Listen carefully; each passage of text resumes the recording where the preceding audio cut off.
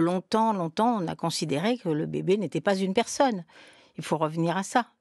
C'est-à-dire, c'était une espèce de petit rôti qu'on passait dans un petit portillon pour le déposer dans une pouponnière, ou on l'accrochait au mur en Bretagne pour aller au champ. Enfin, c'était un truc qui n'était pas fini. Eh bien, tout se grave pour toujours.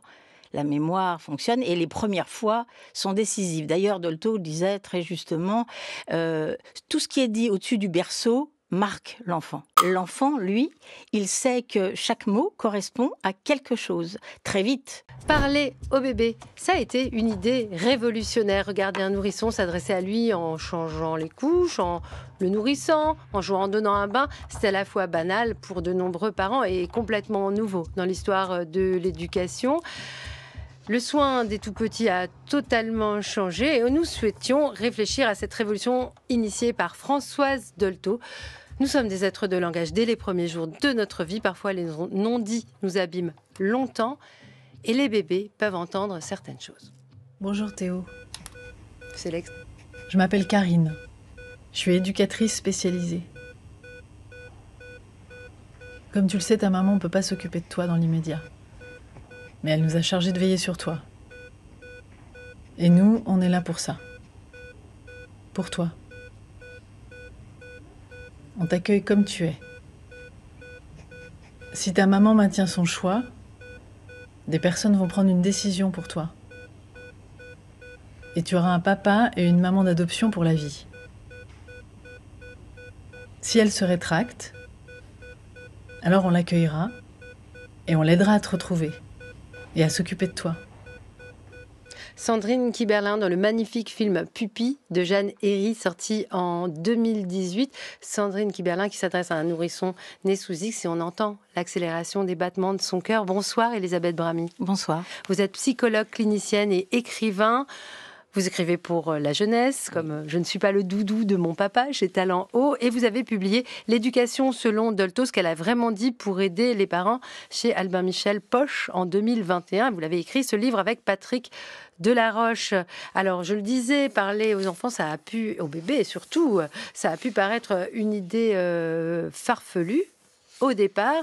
Et pourtant, aujourd'hui, beaucoup de parents le font. Alors déjà, qu'est-ce que ça veut dire parler à son bébé? C'est vraiment s'adresser à son bébé. C'est pas parler en présence de son bébé. C'est lui dire quelque chose. C'est parler à son bébé, c'est pas parler de son bébé, c'est pas parler au-dessus de sa tête dans un téléphone, c'est parler à lui en personne.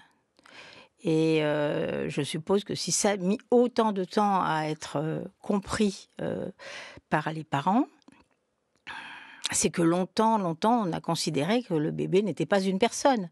Il faut revenir à ça. C'est-à-dire, c'était une espèce de petit rôti qu'on passait dans un petit portillon pour le déposer dans une pouponnière, ou on l'accrochait au mur en Bretagne pour aller au champ. Enfin, c'était un truc qui n'était pas fini. Et comme ça ne parlait pas, puisque enfant veut bien dire ne parle pas, qui ne parle pas, ben, ce qui ne parle pas, théoriquement, ça ne doit pas comprendre non plus. Il faudrait demander d'ailleurs, moi j'ai pas eu l'occasion, mais il faudrait demander aux enfants muets, sourds-muets. Ils ont certainement une autre façon d'être considérés par les gens de la rue, hein, dans un bus, etc. On ne s'adresse pas à eux de la même façon, parce qu'on est persuadé que celui qui ne parle pas ne comprend pas. Et longtemps, on a eu ce préjugé. Le bébé ne comprenait rien. Donc, on pouvait dire n'importe quoi devant lui. Et c'est une grave erreur, parce que l'enfant, il est tout neuf. Il est comme une sorte de... Vous savez, les micro-sillons, là, les premiers disques qui étaient en cire, eh bien, tout se grave pour toujours. La mémoire fonctionne et les premières fois sont décisives. D'ailleurs, Dolto disait très justement, tout ce qui est dit au-dessus du berceau marque l'enfant. Et enfin, ça rejoint un petit peu les contes de fées, les mauvaises marraines qui souhaitent les pires horreurs, ou bien les fées au-dessus du berceau de Cendrillon. Mais ça marque, les paroles marquent. Mais Elisabeth Bramy, pourquoi est-ce que le langage corporel ne suffirait-il pas? On a parlé dans le premier épisode Oui. d'attachement, Oui. on s'attache, on est dans le pot à pot qui Bien est sûr. tellement important Oui, mais on n'est avec pas son des bébé et on singes. communique. On n'est pas des singes. Les singes sont merveilleux, hein, et il y en a qui apprennent le langage des sourds-muets d'ailleurs. Mais le rapport au langage entre êtres humains, c'est-à-dire entre un parent et un bébé, c'est pas du tout la même chose. Parce que le langage, c'est du symbolique. Quand je dis un lapin, il saute pas là sur votre table. C'est un lapin. Vous avez dans votre tête un lapin. Moi, j'en ai un autre. Peut-être que le vôtre est blanc, le mien est noir, ou peu importe. Mais l'enfant, lui, il sait que chaque mot correspond à quelque chose, très vite. Il sait, par exemple, Winnicott, qui était génial, parce que bon, on parle de Dolto, mais enfin, Dolto, elle fait partie de tout un mouvement. L'enfant est une personne, il y a quand même eu Freud, la psychanalyse, il y a eu beaucoup de choses, hein. Elle n'est pas tombée du plafond. Elle était simplement, elle avait des intuitions. Sa grande qualité, ça a été qu'elle n'a pas oublié comment c'était quand elle était bébé. Voilà. Et quand elle était petite. Et elle n'a pas oublié la première baffe qu'elle a reçue quand, pendant la Première Guerre mondiale, elle voit la voisine arriver auprès de sa mère, pleurer, et la môme, elle a 4 ans, et elle dit, en tirant un peu la robe de sa mère, mais la dame, elle a quoi ? Et pourquoi elle pleure ? Et sa mère lui dit, elle a perdu son mari. Et la môme, qui n'était pas idiote, qui s'appelait pas encore Françoise Dolto, mais Françoise Marette, dit, bah, elle a qu'à le chercher. Elle a qu'à le chercher. Voilà. Donc là, le rapport au langage, il est là. Il Françoise est très Dolto, précieux. Qui évoque d'ailleurs dans ses écrits et dans sa biographie sa propre enfance, qui évoque aussi l'enfance de ses enfants à elle, puisque elle a parlé à ses enfants, ce qu'elle bien sûr qu'elle préconise, elle le pratique. Alors, est-ce que ça demande des compétences particulières? Parce que le langage et le fait de parler avec aisance, c'est quand même pas socialement également distribué. Est-ce que ce serait pas une pratique un petit peu de gens qui lisent des livres? Non, mais je vous provoque. Non, fichez de moi. Et qui vont faire des grandes phrases pour tout expliquer à leurs enfants. Non, on n'est pas obligé on n'est pas obligé de connaître tout Proust et de le lire à son gosse de 2 ans ou 1 an dans son berceau. Pas du tout. C'est d'ailleurs pour ça que c'est très fatigant d'expliquer comment Dolto, naturellement, disait « Parlez-leur, bon Dieu, parlez-leur !» Mais normalement. Et que ça a été entendu comme il faut savoir leur parler. Non, c'est pour ça que je pose la question. Il n'y a rien à savoir. Faites-le. Justement, faites-le comme si vous étiez un animal. Alors, chantonnez si vous n'avez rien à dire. Sortez votre petit de 3 jours de son berceau et dites-lui regarde comme il fait beau ce matin. Et je reprends à Winnicott que j'ai laissé tomber en panne, là, mais à tort. Une mère qui dit de loin, de la cuisine, le biberon arrive, t'inquiète pas, parce que le gosse commence à brailler, à pas être content. Le môme, il sait ce que ça veut dire. Au bout d'un moment, il sait que le biberon va arriver. Et Winnicott, qui était très marrant, disait « c'est comme ça que naissent les artistes », parce que l'enfant qui attend dans son berceau et qui entend « le biberon va arriver », il a déjà ce biberon dans la tête et il invente tout le scénario autour du biberon « et je vais téter, je vais me régaler », etc., etc. Et c'est le début d'une histoire. Alors, oui, c'est le début d'une histoire. Quand j'ai choisi l'extrait du film Pupille, je me suis dit, bon, voilà, on est dans le cas vraiment typique de ce que peut décrire Dolto. Oui. C'est, on révèle quelque chose à l'enfant, on lui dit quelque chose d'important de sa vie, pour qu'il le sache tout de suite. Oui. Mais on n'est pas obligé et on n'a pas toujours une révélation à faire à son enfant. Et est-ce qu'il faut comme ça rendre... Non, parce qu'il y a quelque chose de très lourd dans cette idée de parler à l'enfant. C'est très important de dire à l'enfant ce qu'il en est. Par exemple... quand on voit qu'un enfant est en train de maigrir, que la mère va pas bien, on peut très bien prendre l'enfant à part et lui dire « tu sais, en ce moment, ta maman ne va pas très très bien, c'est pour ça que tu manges moins bien, mais tout va s'arranger, on va s'occuper de ta maman. » Ça marche. Ça marche. Ça marche. Le gosse, il en sait plus que les parents, des fois. Alors, bien sûr, on imagine des biberons quand on prononce le mot. D'ailleurs, il ne faut pas le dire si on n'a pas un biberon dans le coin, à mon avis, quand on a un bébé affamé. Mais est-ce qu'on parle aux enfants pour leur apprendre à parler? Mais Et non. est-ce que leur apprendre à parler, c'est la même chose Oui. qu'être dans le langage? Et expliquez-nous la différence, Elisabeth Écoutez, Brami. être dans le langage, c'est être dans le décodage du monde pour lui. C'est-à-dire, on se promène dans un appartement avec un bébé et on commente, on fait l'imagie du père Castor, quoi. On dit, et là, il y a les rideaux, et là, tu as vu, il y a ton papa qui est sur le canapé. Enfin, j'exagère, parce que, bon, admettons qu'il ne soit pas dans... Il est en train de faire à Admettons manger. qu'il passe l'aspirateur. Voilà. Et là, il y a ceci, il y a cela. On raconte le monde à l'enfant. Parler, c'est raconter une histoire. Et c'est mettre des mots, et c'est faire entrer l'enfant dans le symbolique, c'est-à-dire que tous ces mots, il va les retrouver ensuite en dessin, il va les retrouver évoqués dans des histoires, dans des chansons, il entendra le mot chat. Le chat, ça ne sera pas forcément celui qui a des poils et qui est là dans l'appartement. Il n'y a pas d'apprentissage a priori. Il y a à parler et même à bétifier si on veut. C'est le son de la voix qui d'abord est important. D'abord, c'est la musique des mots. C'est la musique. Je me souviens, j'avais fait une anthologie de poésie pour les petits et un père est venu me prendre un bouquin. Et je ne m'attendais pas du tout à ce qu'il me dise ma fille a 2 ans et demi, tous les jours, tous les soirs, je lui lis un poème.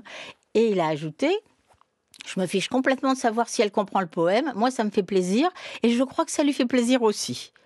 Peu importe le sens. Le sens, il est dans le son de la voix. Voilà. Et d'ailleurs, je peux vous dire un truc. Si vous dites à un enfant que vous l'aimez et vous le détestez, ou il vous exaspère, il sait que vous êtes en train de le truander. Je me souviens d'une photo que j'ai faite d'une amie à moi, en train de changer son enfant. Et je me souviens très bien qu'à ce moment-là, c'était son premier, voilà, la couche pleine de caca. Elle faisait une grimace dingue. Je m'en aperçois quand je développe la photo. Mais je me souvenais parfaitement que pendant qu'elle le changeait, elle lui dit « Oh, le beau caca, comme il est mignon, ce caca, comme il est beau, les petites fesses. » Pas du tout. Le gosse, il a vu la tête de la mère. C'est ça qui compte. La tête était dégoûtée. Donc il comprend aussi que le langage peut être une ruse, cet enfant. Il y a le langage des signes, il y a les langages des symptômes. Dolto, elle comprenait très bien les enfants par le corps parle. Et vous avez prononcé, Elisabeth Brami, le mot bétifier, qui moi m'intéresse beaucoup. Oui. Parce que Dolto, elle a plutôt tendance à dire qu'il faut parler assez sérieusement aux enfants, en tout cas s'adresser à eux comme des personnes. Oui. Donc, pour moi, pas forcément bétifier. Non, mais alors, je suis bien placée pour vous répondre parce que j'ai fait le dico des bébés il y a des lustres et que je pense que tous ces petits mots, caca, je sais pas quoi, et même caca-boudin, tout ça c'est très marrant et tout ça c'est très bon pour la santé. Bétifier, je le disais, parce que ça peut être même des onomatopées qui sortent de la bouche du parent. Quand on embrasse un gosse, quand on le chatouille, on fait des trucs comme ça, quoi. Et puis on a le droit d'être un peu gâteux et d'inventer des mots et de trouver des petits surnoms débiles. Et c'est pas grave. C'est mieux que de se taire ou d'attendre la grande idée. Parce qu'on a entendu une émission un jour à la radio ou lu dans un livre que ah non mais il faut parler au bébé. Parce que alors ça scie les pattes des parents. Si on attend d'être génial pour ouvrir sa bouche, c'est grave. Alors pour en revenir à ce que vous disiez sur les enfants qui ont besoin d'entendre leur histoire, le secret de famille, etc., ça c'est important de parler, bien évidemment. Un enfant a besoin de savoir, pour grandir, ce qu'il en est de sa personne et de sa place dans la fratrie, et qui est quoi. Qui sont ses grands-parents? Qui sont ses grands-parents. D'ailleurs, elle était adepte de l'arbre généalogique très tôt. Et les enfants en ont encore plus besoin de nos jours parce que les familles sont tellement explosées qu'on ne sait plus qui est quoi. Hein. Recomposer, souvent. Oui, on dit plutôt ce mot en général. Alors, cette idée de parler aux enfants et particulièrement aux bébés, oui. Elle n'était pas la seule à la formuler, évidemment, Françoise Dolto, mais c'est elle qui l'a portée en France. Oui. Et cette idée paraissait folle. Je vous propose d'écouter Elisabeth Brami, un extrait d'Apostrophe. Vous vous souvenez de cette émission? Oui.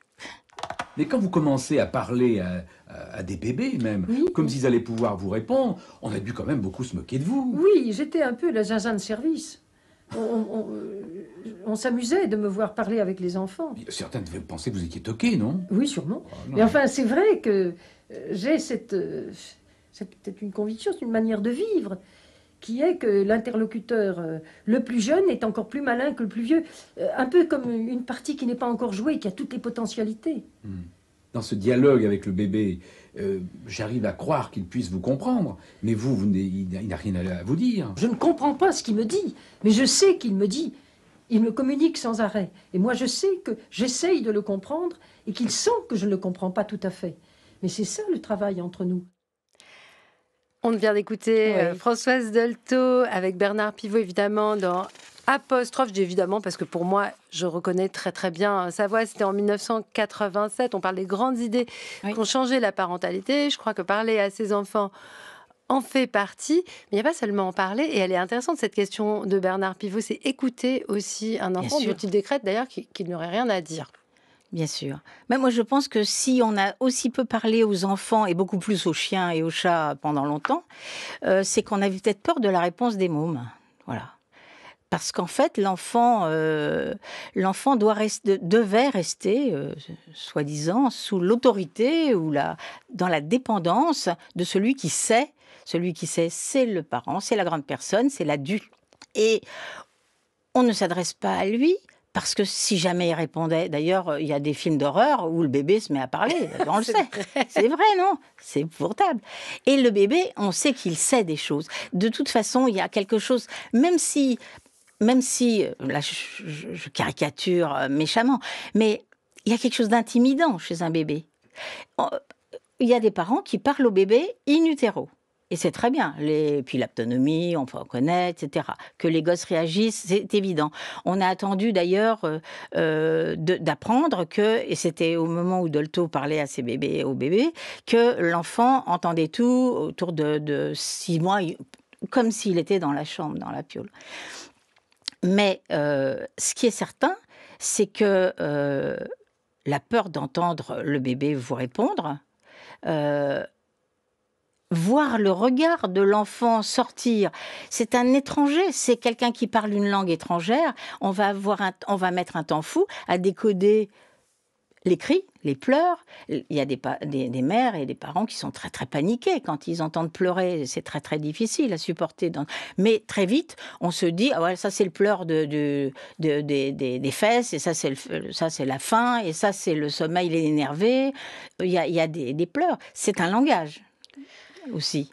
Et puis ensuite, l'enfant entre dans notre langage, il parle avec des mots, et ces mots, on peut les écouter. Là aussi, je pense qu'il y a une peur, et la révolution, c'est peut-être pas seulement de parler à ses enfants, c'est d'écouter ce que les enfants plus grands ont à nous dire, et de l'écouter vraiment, pas juste de l'entendre, Elisabeth. Oui, quand elle dit que c'est dans la relation, en fait, parler, c'est entrer en relation. C'est une relation, la parole. Et la parole, même quand l'enfant ne parle pas, il y a dialogue. Il y a dialogue, parce qu'il a sa façon à lui de répondre. Et dans son silence, il y a des trucs où il se met à baver, où il se met à se marrer, où il cligne des yeux, où il serre les poings. Enfin, il a une réaction. Il n'est pas idiot. Mais...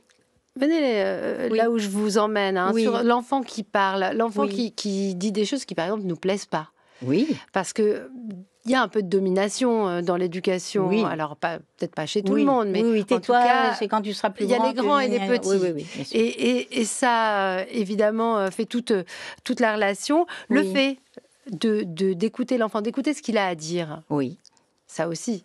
Ah bah, alors évidemment, ça de Dolto et des psychiatres du XXe siècle qui ont complètement changé la vision de l'éducation. Mais ça, c'est une révolution, en fait, au mi-temps de ce siècle-là, qui a complètement changé la parentalité. Alors, tout le monde n'écoute pas ses enfants aujourd'hui, loin de là. Mais c'est ce qui a coûté à Dolto cette étiquette de fabrique de l'enfant roi, à tort. Parce qu'il n'y avait pas plus, fabrique de la frustration qu'elle. Elle tenait énormément à ce qu'on dise non à l'enfant, qu'on sache lui donner des limites, mais on lui devait aussi une écoute. Et cette écoute, elle existait même du temps de Janusz Korczak en Pologne, bien avant. Oui, Le plutôt droit dans de les l'enfant au années 20. respect, c'est quelque chose. C'est-à-dire, l'enfant, il a des choses à nous apprendre aussi. Et on ne peut pas tout comprendre de lui si on n'entend pas ce qu'il dit. Et autrement,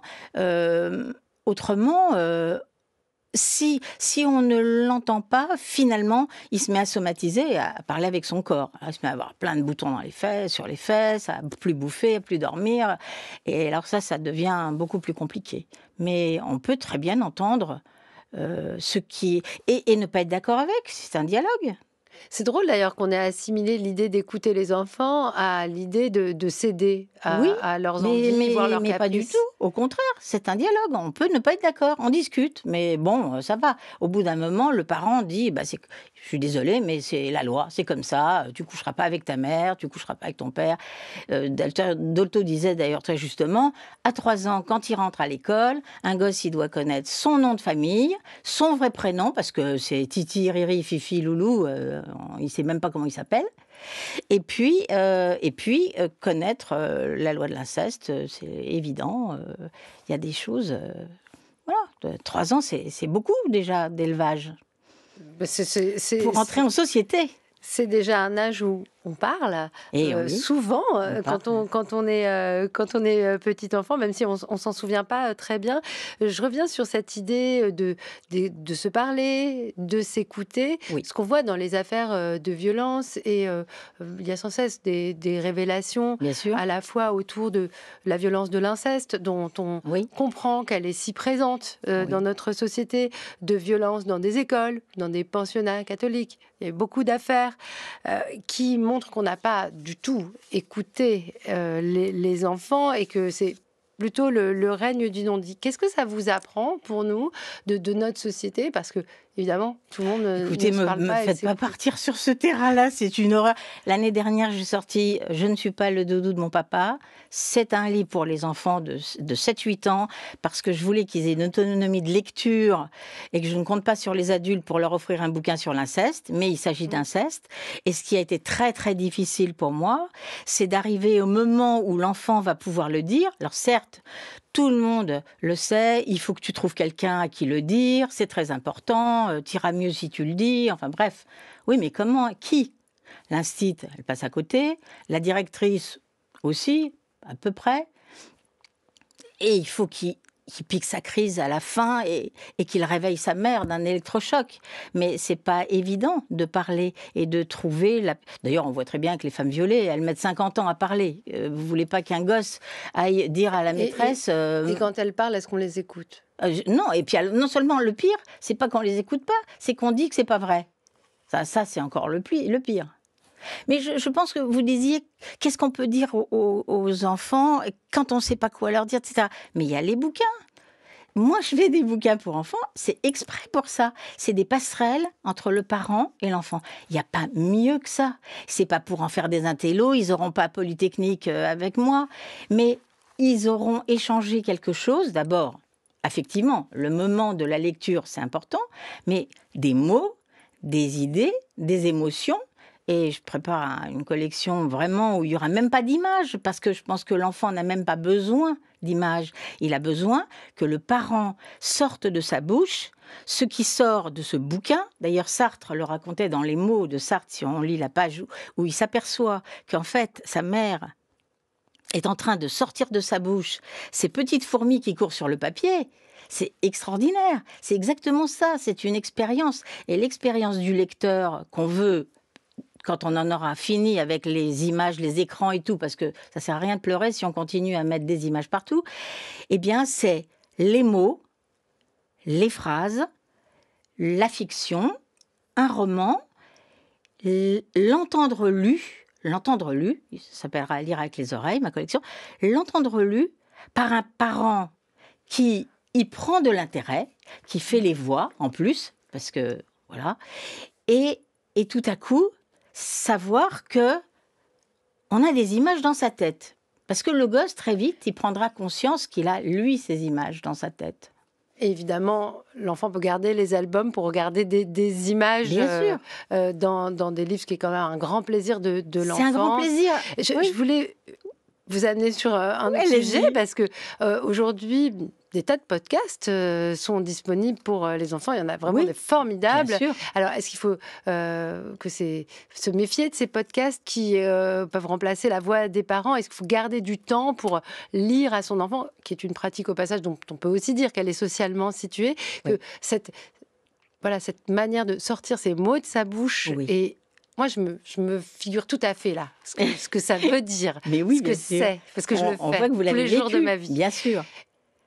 Et donc, c'est ça qui compte, c'est que les mots sortent mais physiquement. évidemment, c'est de l'humain. Écoutez, c'est pas compliqué, on revient à Dolto un moment. Oui. Elle disait, on élève, on humanise l'enfant, c'est le lait de la parole. Le lait de la parole. On ne peut pas dire mieux. Donc, on le nourrit matériellement, mais on le nourrit aussi, et pas seulement intellectuellement, psychiquement. Et on lui passe de l'humanité. La personne qu'elle aimait beaucoup, Dolto, avec qui toute la famille allait passer des week-ends, vous savez qui c'était? C'était Jean Rostand. Jean Rostand, le fils d'Edmond. D'Edmond Rostand, l'auteur de Cyrano de Bergerac. Non, Jean, le fils de Cyrano, le fils de Edmond. Hein? Oui. Voilà, le fils. Celui qui était biologiste. Et ils allaient à Ville-d'Avray chercher des grenouilles parce qu'ils faisaient des expériences, là, Carlos et toute la bande. Mais que disait ce gars, dont j'ai adoré la phrase? Chaque fois qu'un enfant naît, c'est un Cro-Magnon qui vagit dans le berceau. Voilà. Ils étaient potes, Françoise Dolto et Rostand, parce qu'ils savaient tous les deux que, effectivement, c'est pas terminé et qu'il y a du boulot et que la culture, elle vient sur la nature. France Culture, c'est pas pour rien. Mais c'est ce qu'on va ajouter à cet enfant. C'est comment on va le guider et c'est le langage qui le fait. C'est les mots qui le font. C'est l'homo loquor, celui qui parle. Et pas avec que des signes, des gestes et des caresses. C'est pas un doudou, quoi. C'est pas un doudou. C'est bien Edmond Rostand, évidemment, c'est ce que je vais vous dire, je ne sais pas ce que j'ai dit exactement, qui a écrit Cyrano de Bergerac. Oui, bien sûr. Alors, ces mots, ces paroles qui circulent autour de nous, est-ce que finalement ceux des parents ont plus de valeur et pourquoi? Évidemment, on s'imagine qu'ils en ont une toute spécifique.